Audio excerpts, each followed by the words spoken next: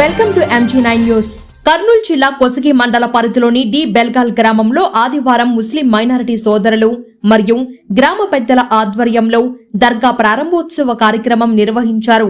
ఈ కార్యక్రమానికి ముఖ్య అతిథులుగా టీడీపీ జిల్లా అధ్యక్షుడు పాలకుర్తి తిక్కారెడ్డి, తనయుడు టీడీపీ యువ నాయకులు దివాకర్ రెడ్డి హాజరై మొక్కులు చెల్లించారు. ముందుగా దర్గా పీఠాధిపతులు ప్రత్యేక ప్రార్థనలు చేసి దర్గాను ప్రారంభించారు. టీడీపీ నాయకులకు శాలువా పూలమాలతో సన్మానించి ప్రసాదం అందజేసి ఆశీర్వదించారు. గ్రామపుర వీధులు గుండా మేళతాళాలతో జెండాను ఊరేగించి దర్గా వద్ద ప్రతిష్ఠించారు. ఫతేహాలు చదివి దర్గాను విద్యుత్ దీపాలతో అలంకరించారు.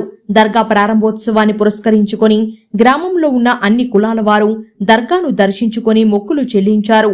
కుల మతాలను పక్కన పెట్టి అన్నదమ్ముల వలె స్నేహభావంతో పరమతాలను గౌరవించాలని ఈ సందర్భంగా ముఖ్య అతిథిగా పాల్గొన్న జిల్లా టీడీపీ అధ్యక్షుని తనయుడు టీడీపీ యువ నాయకుడు దివాకర్ రెడ్డి కార్యకర్తలకు సూచించారు.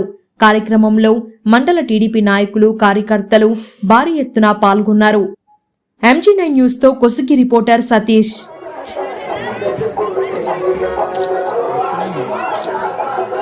వచ్చారు